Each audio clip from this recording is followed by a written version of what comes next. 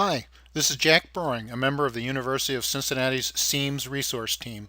Welcome to the tutorial on how to create your unit files, which include the unit plan, at least 2 lessons per unit, and at least 2 activities per lesson.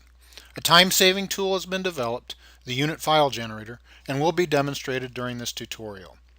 This is part 1 of a 3-part series on the file generation process. The intent is for you to view any or all of these tutorials as it suits your needs. In this tutorial, we will explore the file naming standard to use when you create your unit files. There are 3 tutorials. They've been divided up to allow you to watch shorter segments multiple times if needed. In part 1, we will discuss the file naming standard and why it is important. Part 2 covers the generation of your initial unit files. Part 3 covers the revision to your list of unit files in the event that you must insert or remove unit documents. There are several reasons for creating a file naming standard. The primary reason was to organize the way your files will appear on your wiki. Since files are arranged in alphabetical order when placed on the wiki, it was necessary to create a naming standard that placed the files in an organized rather than a random order. The naming standard takes advantage of the normal alphabetization that occurs by the wiki.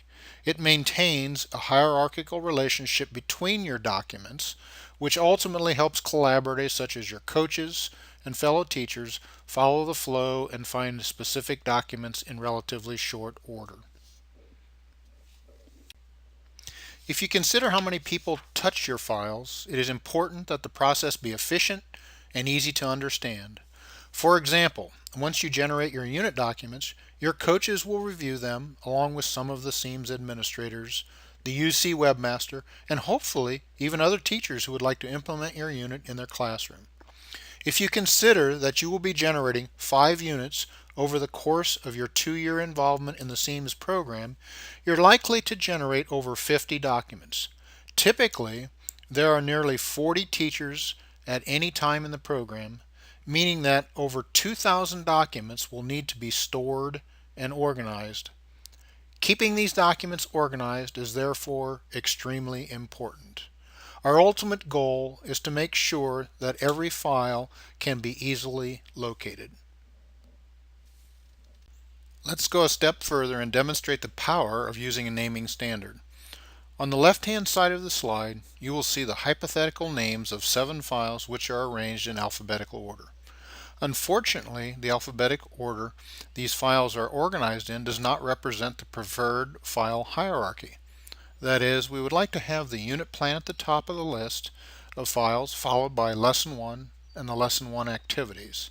Then it would be appropriate to list Lesson 2 and Lesson 2 activities. If you look at the column on the right, we have organized the files in the right order using a numerical naming scheme that forces the files to flow from the unit plan at the top, then to the lessons, and then the activities. The red arrows will help you see the differences between the original file organization and the new order created using the file naming standard. We'll explain this naming scheme a bit more on the next 3 slides. The red bar in the center of the slide shows a typical file name for a worksheet file. This example was chosen since it illustrates all of the information that is likely to be included in the file name. Notice there is a number punctuated with periods located at the beginning of the file name. This punctuated number is the key to maintaining files in the correct alphabetical and hierarchical order. Let's walk through each of these file name descriptors one at a time. The unit number, in this case, is a 3, since it was the 3rd unit the teacher developed. The next number, a 1, represents the lesson number. The activity number is 02, and the worksheet letter is the letter A. We use a 02 for the activity to maintain the correct alphabetic order when more than 9 activity documents are included. We use letters for the worksheet, starting with the letter A. If you develop more than 26 worksheets, your 27th worksheet would be AA. Hopefully none of you torture your students with that many worksheets. Moving along, there's an abbreviated descriptor that identifies what is in the file. In this case, the worksheet is related to projectile motion simulation. It has been abbreviated so the file name doesn't get too long. The unit title is next in the file name and is included in every document file name to ensure that files can be readily associated with a particular unit. The author's name and the date the unit was created conclude the file name. So let's recap. The unit number is the first number in the file name and will typically range from 1 to 5 since you will be required to complete 5 units during the 2-year program. The lesson number, 1 in this case, will range from 1 to the total number of lessons in the unit. The activity numbers are 2-digit numbers, and for those numbers that are less than 10, a leading 0 is added to maintain the correct alphabetic order. It is important to note here that you do not restart the activity numbers from one lesson to the next, but rather the activities are numbered from 1 to the total number of activities per unit. Worksheets are lettered from A to Z. If you develop more than 26 worksheets, the 27th worksheet will be labeled AA, then AB, and so on.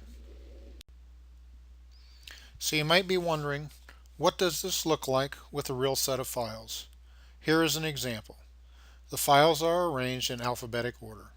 More importantly, they are arranged with the unit plan at the top, followed by lessons 1 through 3. The poster template is located at the bottom.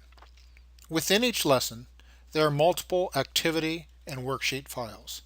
The activity files can be identified by the 2-digit number with a leading 0. The worksheet files can be identified easily because they contain a letter in the name. In this case, there are 2 worksheets, including 3.2.03a and 3.2.04b. This concludes part 1 of this tutorial. In summary, it is important to remember that files in any wiki will be easier to find due to the standard file naming structure that was used. By listing files in a hierarchical order with the unit plan at the top and succeeded by lessons, activities, and worksheets, the ability to find any document is improved. Though using this standard may initially be more difficult, it will ultimately benefit you and your stakeholders, including your coaches, SEAMS administrators, the UC webmaster, and teachers who would like to take advantage of your work. You're now ready for part 2 of this tutorial, which will describe how to generate the initial files for your unit using the naming standard described here.